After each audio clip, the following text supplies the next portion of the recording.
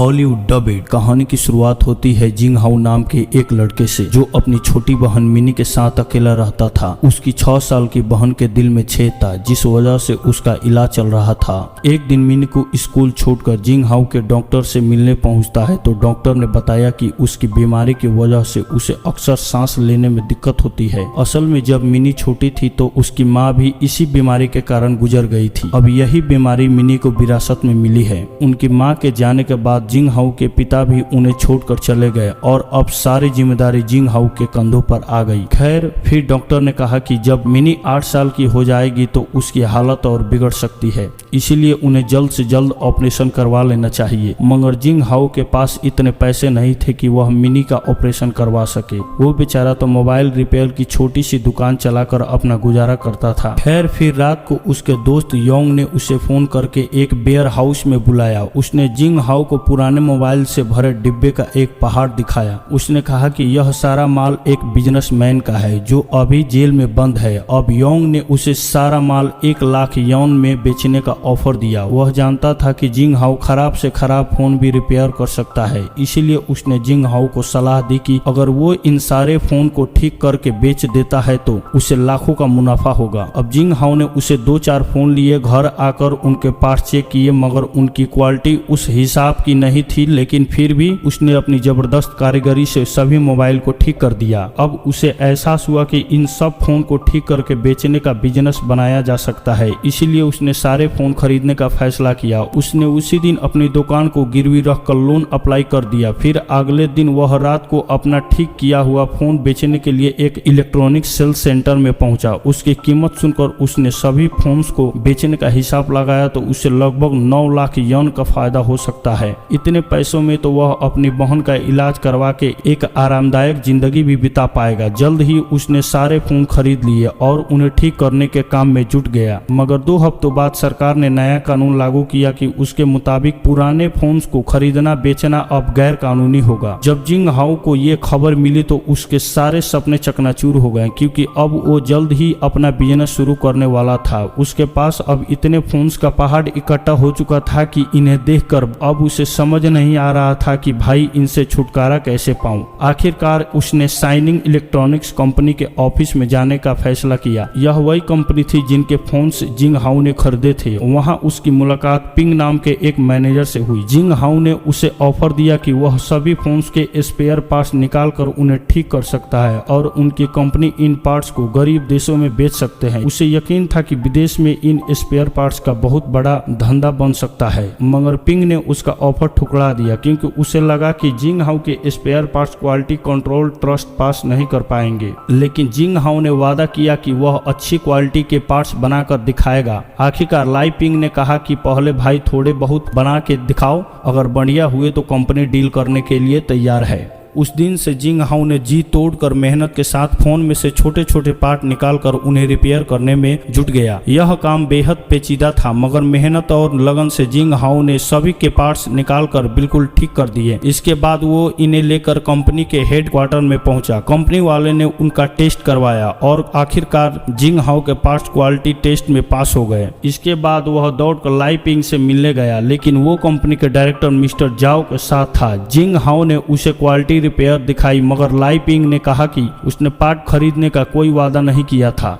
असल में लाई पिंग ने उससे वादा ऐसे ही कर दिया था क्योंकि अंदर ही अंदर उसे भरोसा था कि यह 20 साल का लड़का अच्छी क्वालिटी के पार्ट्स कहां बना पाएगा। खैर फिर जिंग हाउ दौड़कर मिस्टर जाओ के पास गया और उसे 10 मिनट का समय मांगा ताकि वह उन्हें अपना बिजनेस आइडिया समझा सके। मगर मिस्टर जाओ जल्दी में थे, इसीलिए वह उसकी बात बिना सुने अपनी गाड़ी में बैठ गए। तब जिंग हाउ ने अपनी मोटर बाइक पर उनका पीछा किया और काफी खतरनाक रास्ते से बचते बचते मिस्टर जाओ के ट्रेन तक पहुंच ही गया। उसने फिर से उनसे 10 मिनट का समय मांगा और फिर अपना सारा बिजनेस आइडिया उनसे समझाया। तब मिस्टर जाओ ने कहा कि वह पुराने फोन्स खोलकर सारे पार्ट थोड़ी न ठीक कर लेगा। जिंग हाउ ने कहा कि सर यह मत सोचो कि मैं कर पाऊंगा या नहीं, आप ये सोचो कि अगर हो गया तो क्या आप मुझसे डील करोगे। उसकी इस बात पर मिस्टर जाओ ने हामी भर दी, लेकिन मिस्टर जाओ ने कहा कि अगर वह नाकाम रहा तो मिस्टर जाओ को फैक्ट्री या वर्कर्स का खर्चा नहीं देंगे। इस काम में सारा खर्चा जिंग हाउ को ही करना होगा और बाद में अगर डील हुई तब इसे इन चीजों के पैसे वापस मिल जाएंगे। मिस्टर साओ ने उससे कहा कि काम पूरा होने के बाद मिस्टर लाइपिंग से आके मिलना। आखिरकार उनकी पूरी बात सुनकर जिंग हाउ ट्रेन से उतर गया। डील काफी जोखिम भरी था क्योंकि अगर वो कामयाब रहा तो करोड़पति बनेगा, लेकिन अगर वो ऐसा करने में नाकामयाब रहा तो उसकी सारी जिंदगी बर्बाद हो जाएगी। फिर तो सारी जिंदगी लोन ही उतारता रहेगा। बेचारा कुछ दिन बाद बैंक वालों ने उसकी दुकान भी जब्त कर ली क्योंकि वो कर्ज का पैसा लौटा नहीं पाया था। साथ ही उसे गुजारा करने के लिए अपनी बाइक तक बेचनी पड़ी। इसके बाद वह अपने दोस्त से मिला क्योंकि अब उसे नौकरी की सख्त जरूरत थी। काफी मेहनत के बाद उसे बड़ी बिल्डिंग की खिड़कियों को साफ करने की नौकरी मिल ही गई। फिर अगली सुबह टीम और जिंग जाओ अपनी नई फैक्ट्री के लिए जगह ढूंढने निकले। जल्द ही उन्हें एक पुराना सा गोदाम मिला और जिंग हाउ ने उसे 3000 योंग देकर किराए पर ले लिया।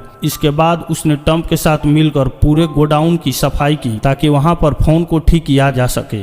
आखिरकार सारा माल भी गोदाम में पहुंच गया। अब उन्हें वर्कर की जरूरत थी मगर उनके पास वर्कर को तनख्वाह देने के लिए पैसा भी नहीं था। इसीलिए उन्हें किसी ने सलाह दी कि उन्हें रिटायर्ड लोगों को काम पर रखना चाहिए। इसके बाद वह कान मोय नाम की एक लड़की से मिले जो पहले इलेक्ट्रॉनिक्स कंपनी में काम करती थी, लेकिन फिर एक एक्सीडेंट में उसकी सुनने की शक्ति चली गई। तब जिंग हाउ ने उसे काम पर रखा और चिल्ला चिल्ला कर उसे काम सिखाया।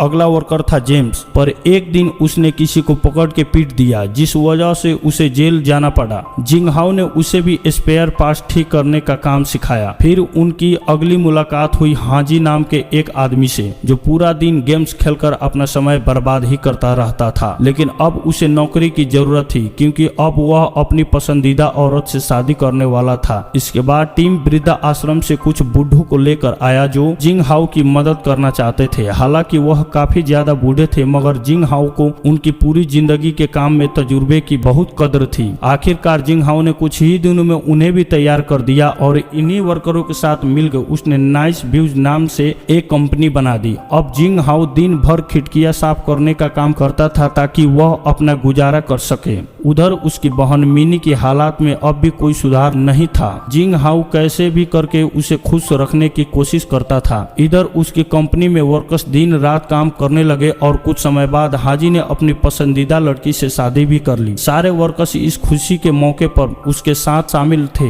मगर बाद में जब जिंग हाउ वो पार्टी से वापस घर लौटा तो उसने देखा कि उसके मकान मालिक ने उसका सारा सामान घर से निकाल कर बाहर फेंक दिया था क्योंकि उसने पिछले 3 महीनों से किराया ही नहीं दिया था। उस रात जिंग हाउ ने अपनी टीम के यहाँ रात गुजारी ताकि मिनी चैन की नींद सो सके। फिर अगले कुछ दिन तक मिनी फैक्ट्री में ही रहे। उसने गद्दे के बक्सों को इकट्ठा करके बिस्तर बनाया मगर अपनी बीमार बहन को इस हालात में देखकर उसका दिल टूट रहा था। लेकिन अब तो उसके पास बिल्कुल भी पैसा नहीं बचे थे। उसे कैसे भी करके अपनी बहन के इलाज के लिए पैसा इकट्ठा करने थे। इसीलिए उसने दिन भर मेहनत करके खिड़कियां साफ की और फिर रात को बेचारा फोन के स्पेयर पार्ट ठीक करता था। मगर अब भी हाउ की मुश्किलें कम नहीं हुई क्योंकि कुछ दिन बाद गोदाम के मालिक ने उसे बुलाकर कहा कि हाँ भाई, पिछले 2 महीनों का किराया नहीं दिया तूने। जिंग हाउ ने उसे गिड़गिड़ाते हुए थोड़ी और मोहलत मांगी। उसने बताया कि वह काफी मुश्किलों समय से गुजर रहा है मगर गोदाम के मालिक को इससे कोई फर्क नहीं पड़ा और उसने जल्द से जल्द कैसे भी करके किराया देने को कहा। फिर एक दिन बहुत तेज तूफान आ रहा था और अचानक जिंग हाउ भीगता हुआ लाइपिंग की गाड़ी के सामने आ खड़ा हुआ। उसने लाइपिंग से 1 लाख यान की भीख मांगी क्योंकि उसे और कोई रास्ता दिखाई नहीं दे रहा था मगर लाइपिंग ने इनकार कर दिया और कहा कि मिस्टर जाओ ने जिस तरह से डील की है वैसे ही काम होगा। ठीक है। उसकी यह हालत देखकर तो मिस्टर जाओ भी उससे मिलना नहीं चाहेंगे। यह सुनकर जिंग हाउ का दिल टूट गया। उसे कुछ समझ नहीं आ रहा था कि वह क्या करे। उसके कानों में अपनी माँ से किया हुआ आखिरी वादा गूंज रहा था कि चाहे कुछ भी हो जाए वह मिनी का ख्याल रखेगा। अगली सुबह उसे गोदाम के मालिक ने कहा कि 3 दिन के अंदर गोदाम खाली कर देना।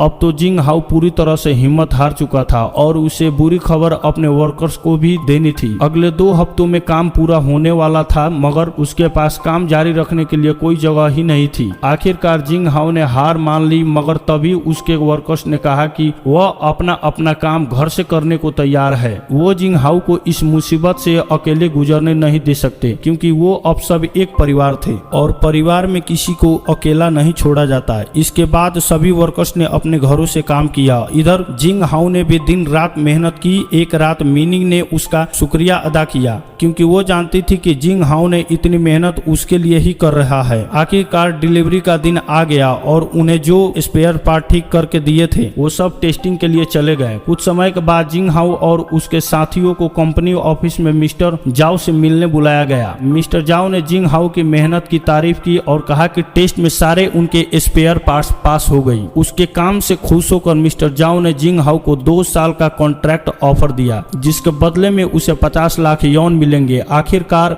जिंग हाउ की जी तोड़ मेहनत रंग लाई। डील पक्की होने के बाद जिंग हाउ और उसके साथियों ने नाच गाकर खुशी मनाई और बाद में उसने मिनी का इलाज भी करवाया। इसके 6 साल बाद हम देखते हैं कि जिंग की कंपनी नाइस व्यू ने तो नई ऊंचाइयों को छू लिया था और जिंग हाउ अब करोड़पति बन चुका था। इसके साथ ही उसके सभी साथी जिन्होंने बुरे वक्त में उसका साथ दिया वह भी अमीर हो गए, लेकिन जिन लोगों ने उसकी बुरे वक्त में मदद की थी उसने उनका हाथ कभी नहीं छोड़ा। उसने उन्हें भी अमीर बना दिया और अब वह सब भी अच्छे खासे अमीर हो गए थे। अगर वीडियो पसंद आई तो लाइक, कमेंट, सब्सक्राइब